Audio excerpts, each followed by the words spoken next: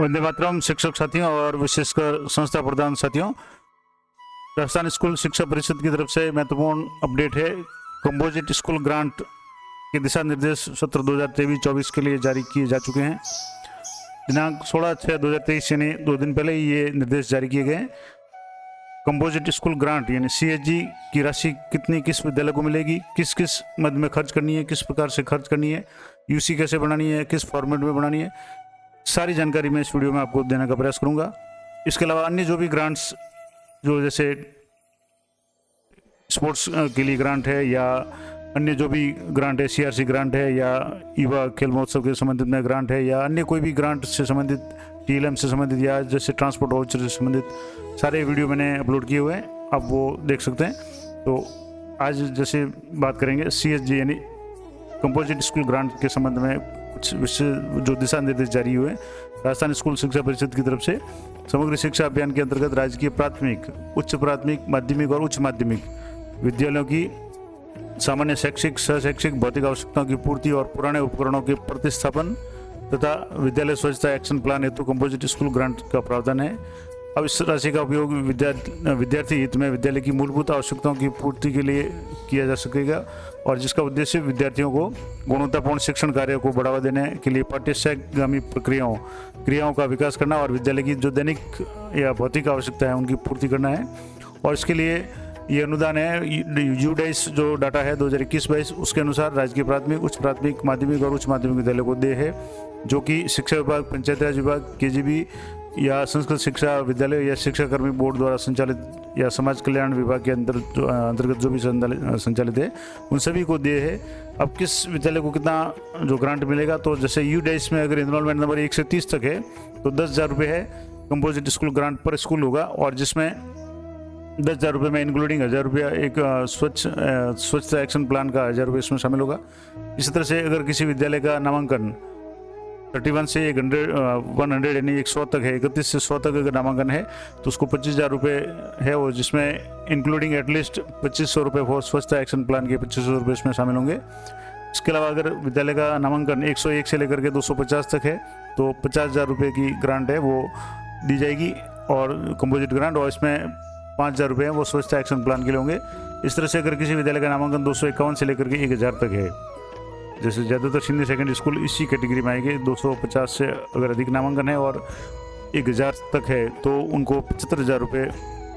जो राशि दी जाएगी कंपोजिट स्कूल ग्रांट की, और जिसमें से 7,500 रुपये यानी उसका 10% है वो स्वच्छता एक्शन प्लान में खर्च करना पड़ेगा। और अब 1,000 यानी 1,000 से अगर अधिक नामांकन है तो 1,00,000 रुपये है, जिनमें से 10,000 रुपये स्वच्छता एक्शन प्लान के लिए खर्च करने पड़ेंगे। और उपरोक्त तालिका की जो सूची है वो 1 से 5 तक की जो विस्तृत सूची है, परिशिष्ट 2 जिसमें दी हुई है, वो भी मैं लिस्ट आपको यहाँ उपलब्ध कर दूंगा।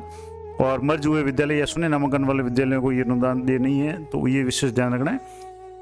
उसकी कार्य प्रक्रिया क्या होगी, तो इसके लिए SMC या SDMC अपने विद्यालय की वार्षिक आवश्यकताओं को चिन्हीकरण करें और लिखित प्रस्ताव प्राप्त करें, यानी जो भी आवश्यकता विद्यालय की है इस संबंध में किन किन चीज़ों पे इसमें खर्च करना वो भी इसमें आगे बता दूंगा, तो उसका प्रस्ताव तैयार करके करें और वर्ष भर की आवश्यकताओं को वित्तीय अनुमान निर्धारित करें। और SDMC और SMC के 4 सदस्यों की क्रय समिति बनानी है, जिसमें अध्यक्ष और सचिव के अतिरिक्त 2 अभिभावक सदस्य होंगे। और क्रय की गई सामग्री की गुणवत्ता उच्च स्तर की होनी चाहिए और सामग्री क्रय कर रोकड़ बही, स्टॉक रजिस्टर और बिल वाउचर्स को सुव्यवस्थित संधारित करना है। और CSG का उपयोग किया जाकर विद्यालय द्वारा उपयुक्तता प्रमाण पत्र है ब्लॉक कार्यालय यानी CBO कार्यालय को प्रसिद्ध करना है, और CBO कार्यालय द्वारा जो भी ब्लॉक के UC होंगे वो जिला समन्वय कार्यालय को आगे भेजे जाएंगे। तो ये तो फॉर्मेट भी मैं बता दूंगा क्या ये उपयोगिता प्रमाण पत्र होगा। अब विद्यालय स्तर पे कंपोजिट स्कूल ग्रांट की राशि का उपयोग किन किन सामग्री को खर्च करने में किया जा सकता है, तो जिसमें दरी है, दरी पटरी या दरी पट्टी जो बच्चों को बिछाने के लिए। इसके अलावा परीक्षा संबंधी स्टेशनरी खरीद सकते हैं, चौक, डस्टर, दैनिक समाचार पत्र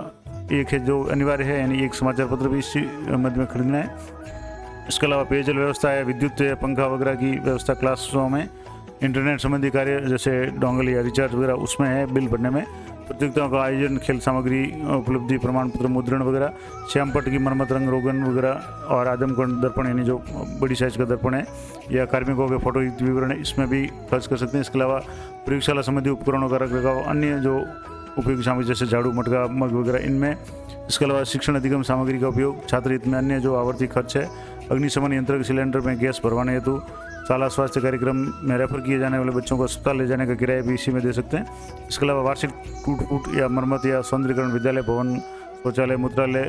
की जो व्यवस्था है, और विद्यालय में अक्रियाशील उपकरणों के प्रतिस्थापन हेतु उसका अगर उनको सब्स्टिट्यूट करना है, यानी उनको दूसरा उपकरण खरीदना है, तो उन सब में काम में ले सकते हैं। और इसमें विशेष निर्देश है कि परिषद कार्यालय द्वारा गत सत्र में शिक्षक दैनिक नंदनी उपलब्ध करवाई गई है, यानी कि जो दैनिक डायरी टीचर्स की होती है वो करवाई गई है। पर्यावरण हितों को ध्यान में रखते हुए उसके सभी पृष्ठों का उपयोग करें, ये विशेष निर्देश है। अब विद्यालय स्वच्छता और action plan composite school grant में कम से कम 10% राशि है वो स्वच्छता एक्शन प्लान में खर्च करनी है। उसके लिए क्या क्या कार्य किए जाएंगे, जैसे जितना भी बजट होगा, मैंने शुरुआत में बता दिया, 10% उसकी राशि है वो स्वच्छता एक्शन प्लान में खर्च करनी पड़ेगी, जिसमें जैसे विद्यालय का शौचालय, मूत्रालय का नियमित रूप से उपयोग रख रखाव है, उनकी साफ सफाई वगैरह है, और या एसिड वगैरह, ब्रश, टॉयलेट क्लीनर वगैरह इनको खरीद करना, या शौचालय मूत्रालय की माइनर रिपेयरिंग करवाना, या उनकी रनिंग वाटर सुविधा या टंकी वगैरह रखवाना, बालिका शौचालय के साथ डिस्पेंसर या इंसिनेटर रिपेयरिंग वगैरह करवाना, विद्यार्थियों के हाथ धोने के लिए साबुन की व्यवस्था करना, बेकार पानी या सूखे कचरे की निस्तारण की व्यवस्था, यानी जो स्वच्छता से संबंधित कार्य है, या कक्षा या विद्यालय परिसर में रखने के लिए कचरा पात्र क्रय करना या तैयार करना, पेयजल स्रोत की रिपेयरिंग वगैरह, नल वगैरह अगर कोई खराब है तो ठीक करवाना, सैनिटाइजर, साबुन वगैरह, इन सब की खरीदारी है वो 10% राशि से कर सकते हैं। और नोट दिया हुआ है कि उक्त कार्यों के अलावा अन्य कार्यों में उक्त राशि का उपयोग नहीं किया जाए। अति आवश्यक होने पर परिषद की पूर्वानुमति से उक्त राशि में से बचत होने पर अन्य कार्यों में उपयोग किया जा सकेगा। तो सामान्य रूप से जो भी निर्देश दिए हुए हैं उसी के अनुसार राशि का उपयोग करना है। और विशेष निर्देश दिया हुआ कि किन किन में उपयोग नहीं करना है। एक तो फर्नीचर क्रय, यानी छात्र प्रधानाध्यापक कक्ष या स्टाफ रूम में फर्नीचर वगैरह क्रय इससे नहीं किया जाए। दूसरा, जलपान यानी नाश्ता वगैरह पे भी इसमें खर्च नहीं किया जाए। इसके अलावा उत्सव मनाना या उत्सव आयोजन के संबंध में फोटो वगैरह खिंचवाना वो भी इस मद से नहीं किया जाए।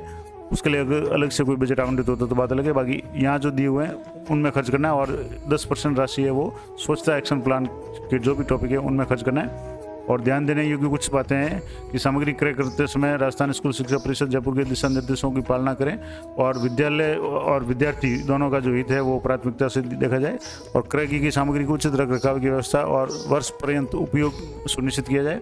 और विद्यालय अवलोकनकर्ता अधिकारी अवलोकन के दौरान कंपोजिट स्कूल ग्रांट के सार्थक उपयोग को भी अवलोकन करें और प्रतिवेदन में उल्लेख करें। और